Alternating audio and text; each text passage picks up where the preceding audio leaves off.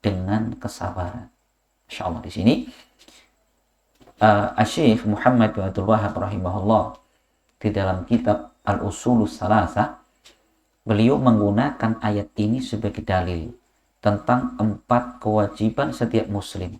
Apa yang pertama? Al-ilmu. Ilmu. Padahal di ayat ini Allah mengatakan pertama orang beriman. Kenapa? Karena keimanan seseorang ini sangat bergantung dengan ilmu. Iman itu sangat erat kaitannya dengan ilmu. Ya, maka semakin bagus keilmuan seorang, akan semakin bagus keimanannya. Kalau ya, maka banyak kita dapati orang-orang yang mereka masuk dalam Islam, beriman kepada Allah, sebabnya apa? Ilmu. Ya, seperti kisah yang dinukilkan al-Imam Bukhari dalam sahihnya, dalam Sahih Bukhari, ketika beliau menafsirkan surat At-Tur. Ya, jadi beliau mengisahkan tentang apa? Tentang seorang musyrikin saat itu yang bernama Jubair bin Mut'im. Kala itu masih musyrik. Dia datang ke masjid Nabi untuk apa? Mendengarkan bacaan Nabi pas sholat maghrib. Kemudian kebetulan Rasul membaca surat At-Tur. Terus didengarkan dari ayat pertama terus sampai ayat ke-35. Bunyi ayatnya adalah am khuliqu min ghairi syai'in am humul khaliqun. Apakah manusia tidak diciptakan oleh sesuatu pun, ataukah manusia menciptakan diri mereka sendiri? Apa kata beliau? Kada qalbi ayyatir wa dzalika awwalu ma waqara al-imanu fi qalbi. Hati ini seperti kayak mau copot, mau terbang. Dan itu adalah awal kali masuknya ilmu, masuknya iman di dalam hatiku. Sudah mulai dia masuk iman. Habis itu apa? Di dalam kemudian beliau mengikrarkan syahadat. Kapan itu? Ilmu. Ya kan? Umar bin Khattab radhiyallahu anhu, kalau kita membaca sejarahnya ya, beliau masuk Islam dengan 2 sebab. Semua Al-Quran. Kejadian yang pertama ketika Umar berada di samping Ka'bah, kemudian Rasul sholat di depan Ka'bah. Ya, saat itu Rasul membaca surat Al-Haqqah. Al-Haqqah, Mal-Haqqah, wa ma adraka Mal-Haqqah. Terus sampai kemudian di dalam hati Umar itu bergumam, apa pikiran Umar? Lah, paling ini ucapan syair. Ternyata Allah menjawab, wa ma huwa biqauli syair, qalilan ma tu'minun. Al-Quran ini bukan ucapannya tukang penyair, namun sedikit orang yang beriman. Dalam hati Umar, lah paling ini ucapan tukang tenung, tukang dukun. Allah menjawab, wa ma huwa biqauli kahinin qalilan ma tadzakarun. Al-Quran ini bukanlah ucapan para tukang dukun, namun sedikit orang yang mau mengambil pelajaran. Tuh, sebenarnya hati Umar sudah mulai itu muncul keimanan. Cuman apa? Karena kesombongan, gitu ya. Karena fanatiknya beliau belum masuk Islam. Kemudian di lain kesempatan ketika apa? Beliau mendapati ada lembaran Al-Quran yang dipegang oleh adik beliau, Fatimah bintu Khattab, gitu ya. Kemudian dibaca oleh Umar. Saat itulah kemudian Umar memutuskan untuk masuk Islam. Insya Allah. Ini kisah masuk Islamnya Umar dengan apa? Dengan ilmu. Kemudian masuk dalam hati, kemudian menyisakan iman di dalam hatinya. Ini, ya, Masya Allah. Maka orang yang tidak akan merugi, siapa mereka? Yang pertama ada orang-orang beriman.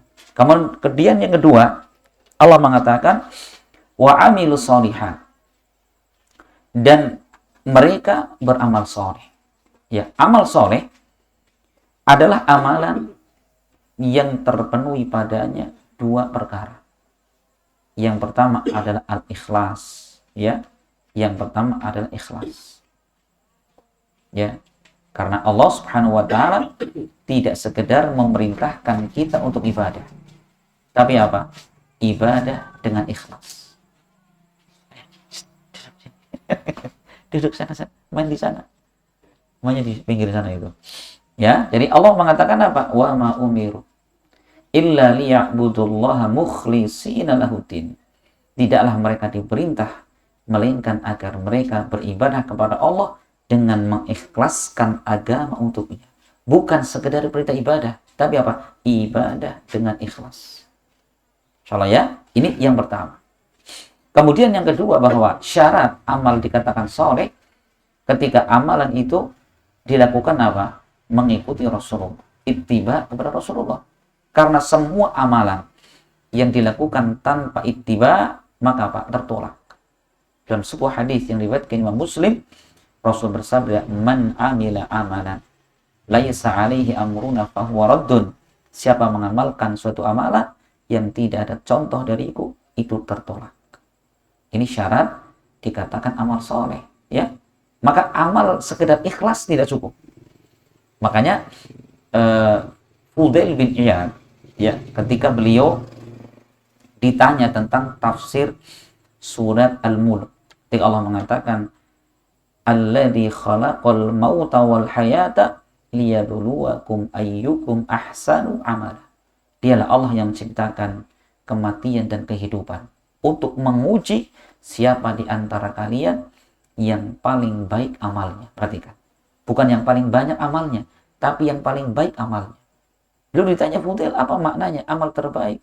Beliau mengatakan, akhlasuhu wa aswabuhu. Amalan yang paling ikhlas dan amalan yang paling mutaba'ah. Paling mencocoki Nabi. Insyaallah ya. Makanya seorang muslim itu perhatian kita bukan banyak-banyakan amal. Banyaknya amal nomor 2. Yang pertama adalah keikhlasan dan bagaimana mencocoki ajaran Nabi. Baru kemudian kita kuantitasnya itu diperhatikan. Yang penting apa? Kualitasnya dulu. Masya Allah. Itu orang-orang yang beramal soleh. Kemudian yang ketiga kata Allah, watawasau bil haq. Dan mereka saling berwasiat tentang kebenaran. Jadi setelah kita tahu ilmu, kita amalkan ilmu, tidak cukup.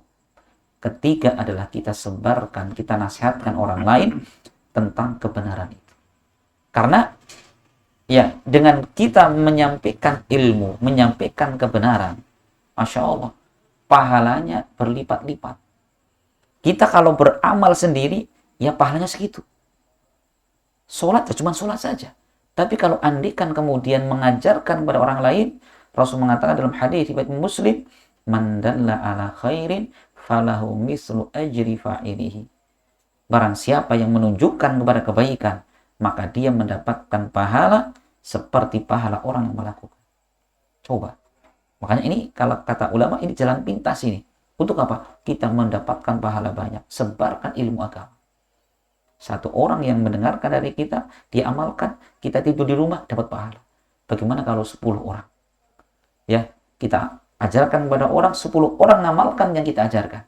Kita mungkin lagi sakit, terkapar di rumah sakit, kita terus mendapatkan pahala. Insya Allah ya. Maka seorang muslim jangan mencukupkan dengan dia berilmu dan beramal. Ada lagi satunya lagi. Yaitu apa? Mengajarkan. Ustaz, kan dakwah itu kan untuk para ustadz. Gitu ya. Jadi gini teman sekalian, bahwa dakwah itu, kalau istilah para ulama adalah apa? Tanggung jawab bersama. Cuma setiap orang dia berdakwah dengan apa yang dia mampu. Gitu loh. Ada yang mampunya dengan tenaga.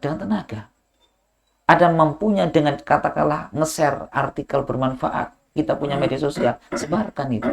Ya kan? Semisalkan ada orang selama ini belum sholat.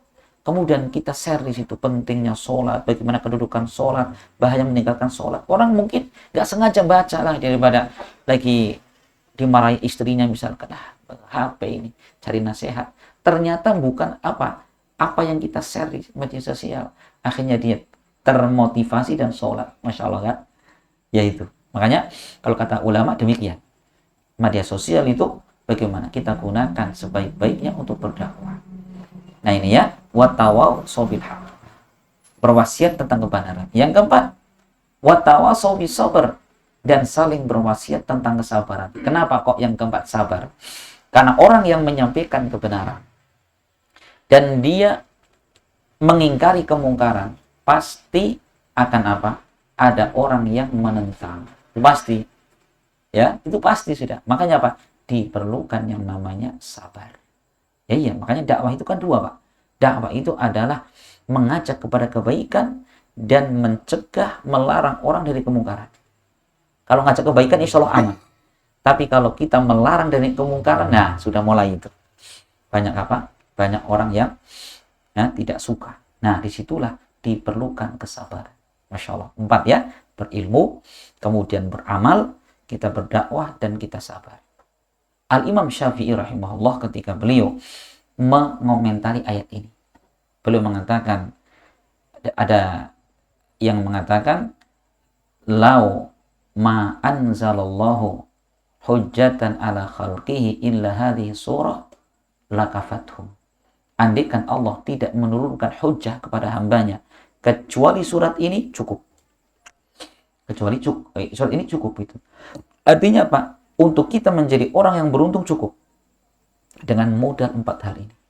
Betul-betul kita amalkan. Gitu ya. Nah, Masya Allah. Andaikan Allah tidak turunkan hujjah. Tapi lafaz seperti ini, sebagian ulama ketika mencari dalam kitab-kitab Imam Syafi'i tidak disebutkan. Yang ada dengan lafaz gini, lau tadabbaron nasu ila hadhihi surah la wasi'athum. Andaikan seseorang dia betul-betul mentadaburi surat ini, untuk sangat luas ya, untuk dia gunakan sebagai pegangan hidup, gitu ya. Masya Allah. Ini jadi apa tadi?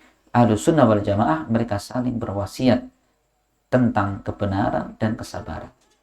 Kemudian yang berikutnya kata beliau, wa yatahabuna fid din wa yatabaghaduna fih. Dan mereka saling cinta karena agama, karena Allah. Dan mereka pun saling benci, membenci orang pun karena agama.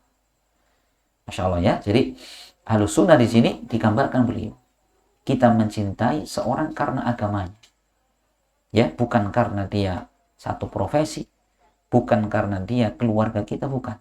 Tapi kita cinta kepada mereka karena agama. Nah, kecintaan seperti inilah yang kelak di hari kiamat akan bermanfaat. Yang dengannya akan akan menjadikan sempurna iman seorang. Maka di dalam sebuah hadis yang diriwayatkan Imam Bukhari, Imam Muslim, Rasul mengatakan, la yu'minu ahadukum hatta yuhibba li akhihi ma yuhibbu li nafsi. Tidak akan sempurna iman salah seorang di antara kalian hingga dia mencintai untuk saudaranya apa-apa yang dia cintai untuk dirinya. Masya Allah, ini luar biasa ya. Kita cermati kalimat ini coba. Tidak sempurna iman kalian sehingga dia mencintai untuk saudaranya segala sesuatu yang dia cintai, yang dia sukai untuk dirinya. Kita pinginnya apa? Hidupnya tenang. Ya kan gitu. Maka apa? Kita pun suka jika teman kita hidupnya tenang. Maka apa? Seorang muslim tidak boleh kita ganggu kehidupan orang lain. Kan gitu. Kita pingin badan kita sehat. Makanya kita wajib ketika ada orang muslim dia sehat, kita senang. Gitu. Kita suka ya bahwa ketika kita rizkinya cukup. Ya kan itu. Maka wajib kita cinta ketika saudara muslim dia pun rizkinya cukup. Bukan malah iri, itu berarti kan. Ini ya. Jadi kita itu Masya Allah ini teman sekalian, ini termasuk luar biasa, akhlak yang luar biasa. Ahlus sunnah, yaitu apa? Dia mencintai untuk saudaranya semua yang dia sukai untuk dirinya. Insya Allah ya, ini perlu dilatih Pak. Jadi kalau kita punya tetangga bisa beli motor, kupingnya panas, dadanya deg-degan, istighfar kita itu. Tetangga bisa beli mobil, demam Pak. Nah, tetangga bisa beli rumah, opnam gitu, bulan. Ya. Tetangga bisa beli tanah, mati sekalian kita nanti. Ya itu, karena kita nggak punya prinsip, kita cinta kepada saudara kita, apa yang kita cintai untuk diri kita gitu.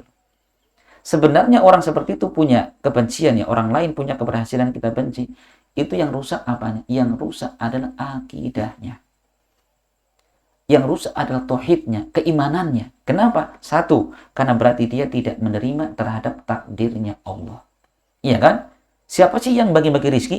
Si A rezekinya sekian, si B sekian, si C sekian. Semua yang bagi-bagi Allah. Gitu ya. Bukan keinginan kita. Kita cuma berusaha. Adapun yang bagi-bagi adalah Allah. Ada orang yang kaya sekali, ada yang kaya sedengan, ada yang pas-pasan, ada yang kurang. Itu siapa yang menetapkan? Allah Subhanahu wa taala. Makanya kalau kita kok marah ketika Allah berikan lebih pada orang lain, berarti apa? Kita marah dengan ketetapan Allah. Apa yang rusak? Tauhidnya kita. Ya kan? Tauhidnya kita yang rusak di situ. Masya Allah. Ini perlu kita latih diri kita ya. Terus gimana Ustaz? Kalau misalkan muncul dalam diri kita hasad. Dan hasad kata Ibnu Rajab itu sesuatu yang markus. Sudah apa? Memang ada sifat dasar manusia. Ada. Setiap manusia punya sifat ini. Cuman bedanya apa? Kalau orang-orang beriman, hasad itu tidak diperturutkan, tidak dikembangbiakkan. Tapi apa? Akan dia tutup. Bagaimana caranya? Ya, kemudian dia memuji-muji orang yang dihasadi. Kita mengucap, alhamdulillah, masya Allah ya tetangga kita bisa beli mobil. Andaikan nanti kita ada darurat, bisa minta tolong kan? Ya kan, coba kita misalkan tetangga kita punya mobil, kita senang. Kita mengucapkan selamat, masya Allah selamat ya bisa beli kendaraan, semoga bermanfaat. Suatu ketika kita ada masalah, mungkin istri kita sakit, anak kita sakit, minta tolong, orang izin. Nggak malu kan coba. Tapi kalau kita hasad, tetangganya beli mobil, ada piring dilipat, tweng, gitu. Hasad, kata gitu loh ya. Sampai masya Allah ngomong di mana-mana, orang gitu kok beli mobil gitu kan. Coba pas kita butuh mau minta tolong, ya malu. Minta tolong kakak kita yang di Jakarta, nunggu mati anaknya baru datang. Masya Allah, luar biasa ini. Mereka Ahlus Sunnah saling cinta karena Allah Subhanahu wa taala. Maka Nabi SAW ketika menyebutkan, ketika manusia di padang mahsyar, mereka didekatkan matahari. Ya, kemudian telanjang bulat, belum disunat, tanpa alas kaki.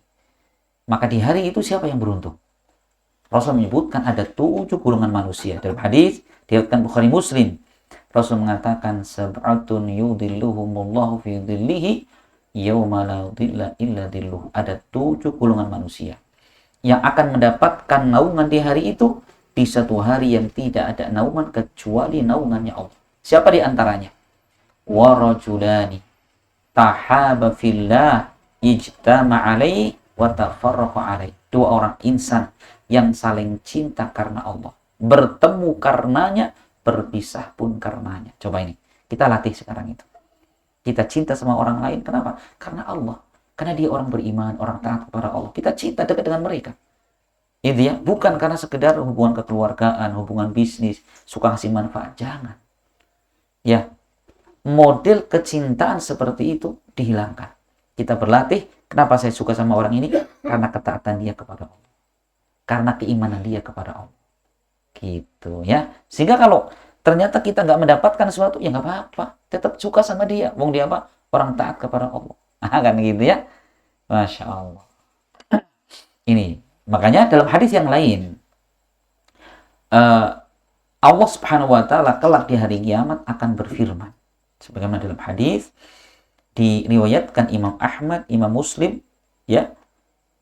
Rasul pernah mengatakan, Allah berfirman pada hari kiamat, Aina al-mutahabuna bijalali. Al-yawma udilluhu fi dhilli, yawma la udilla illa dhilli. Mana orang-orang yang dulu saling cinta karena kemuliaanku, karena aku. Di hari ini, kata Allah, aku akan berikan naungan kepadanya. Ya, di naunganku di suatu hari yang tidak ada naungan kecuali naunganku. Allah panggil itu orang-orang yang dulu ketika di dunia saling cinta karena Allah. Ya makanya kalau kita cinta dengan anak, istri, orang tua gitu ya, mertua itu jangan sekedar karena kecantikan mereka. Jangan, coba kita sekarang tambah cinta kita kepada mereka karena Allah. Apa maknanya? Kata Al-Hasan Al-Basri, bahwa makna cinta kita kepada orang lain karena Allah, yaitu apa? Kita akan semangat menuntun mereka untuk ibadah kepada Allah. Dan kita tidak pernah ridho ketika orang yang kita cintai bermaksiat kepada Allah. Kalau punya anak belum sholat, jangan dibiarkan. Ayo kita bimbing mereka untuk sholat, Kalau perlu kasih hadiah, sudah. Pokoknya sampai yang hari ini sholatnya penuh, nanti malam diajak jalan-jalan, ya, beli ABC misalkan. Nggak apa-apa itu, ya. Beli mie ayam, beli apa kan? Untuk apa? Ngasih semangat anak-anak. Nah, kan gitu. Nah, itu. Itu namanya cinta karena Allah. Ya, jangan dibiarkan. Karena Bapak sekalian, kalau kecintaan kita kepada orang bukan karena Allah, apa yang terjadi? Kelak di hari kiamat akan berubah menjadi musuh. Ya, jadi mungkin ada istri menjadi musuh kepada suaminya. Anak memusuhi bapaknya pada hari kiamat.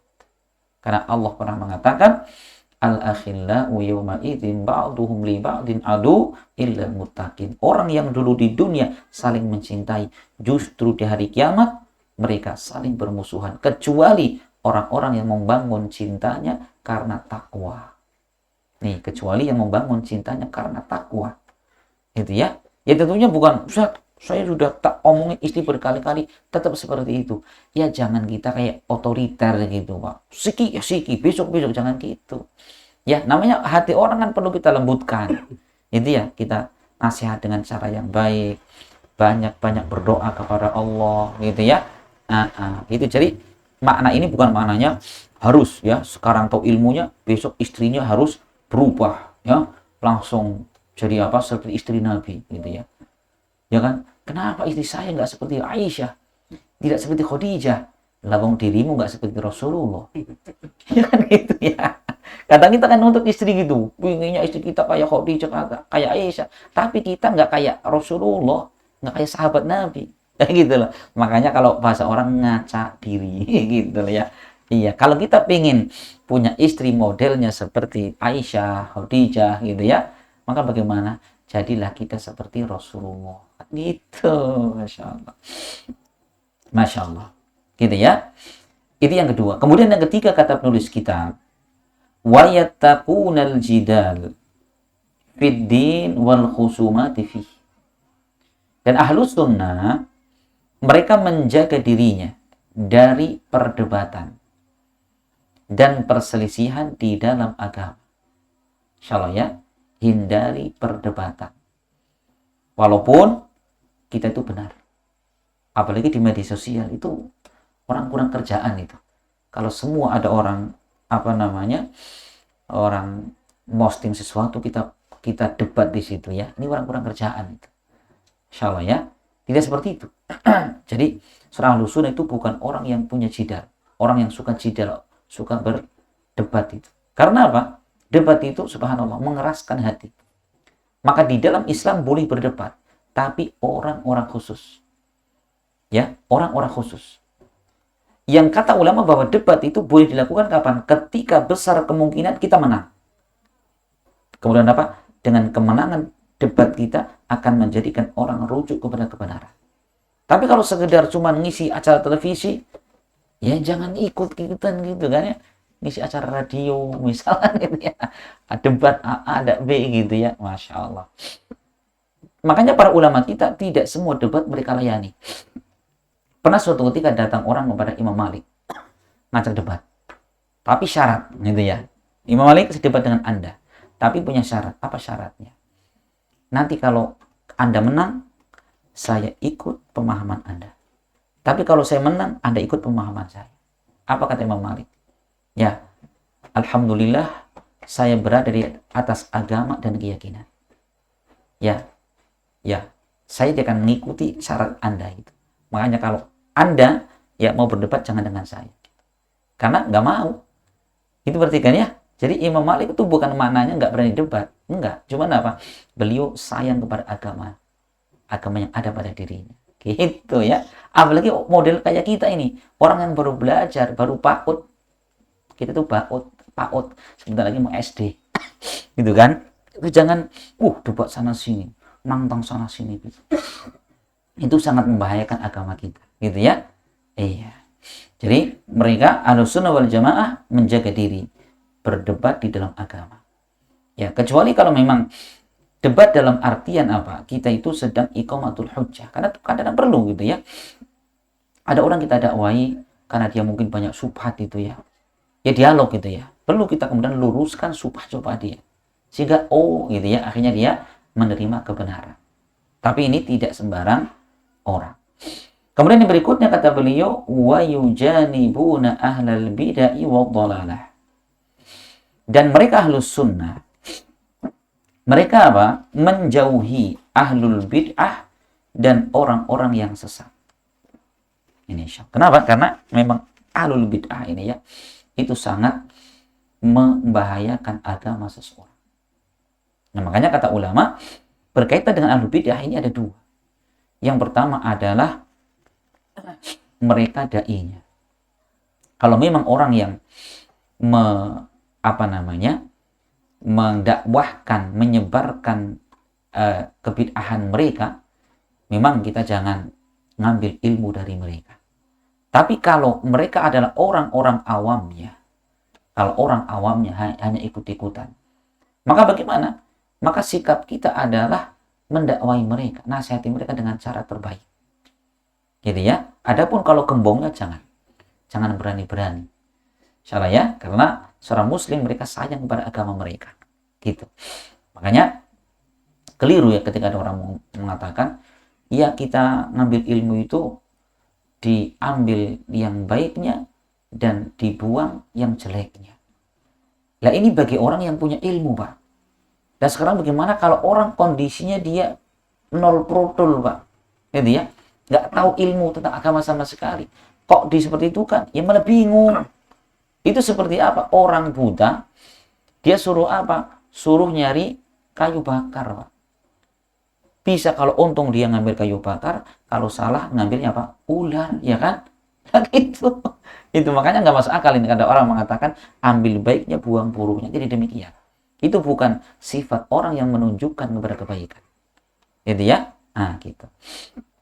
Kemudian yang berikutnya kata beliau, wa yu'aduna ashabal ahwa wal jahalan.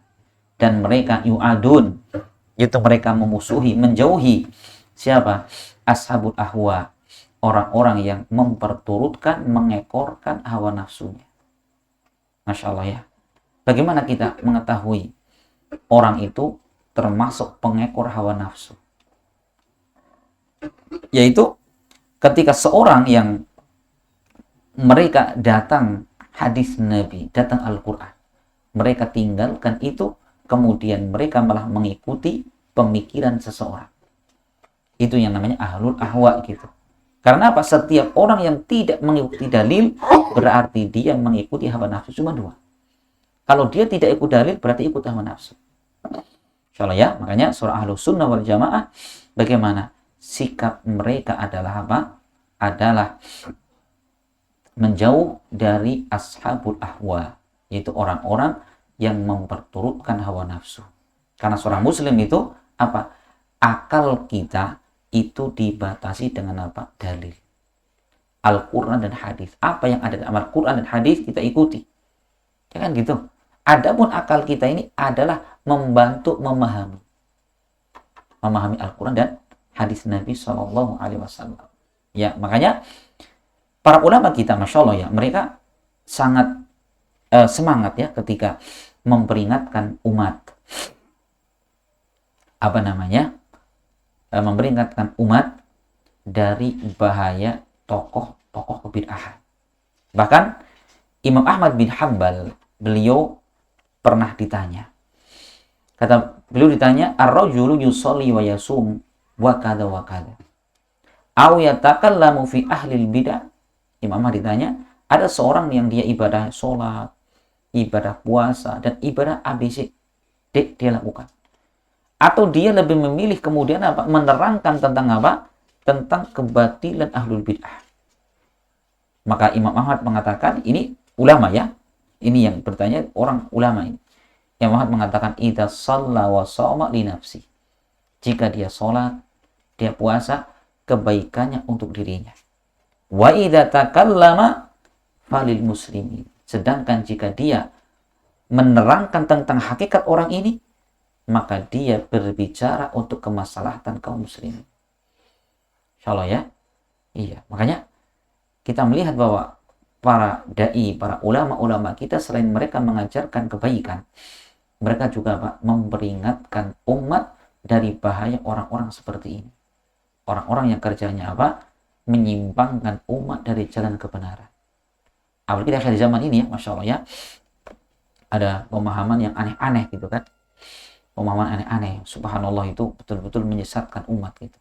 Itu kalau andikan semua orang yang punya ilmu agama semua diam, tidak ada meluruskan, maka bagaimana ya orang akan tahu tentang kebenaran. Maka Imam Ahmad rahimahullah pernah beliau mengatakan tentang seorang yang dia menyimpang dalam akidahnya, idza sakattu ana wa sakatta anta wa kaifa ya'riful jahil al-haq.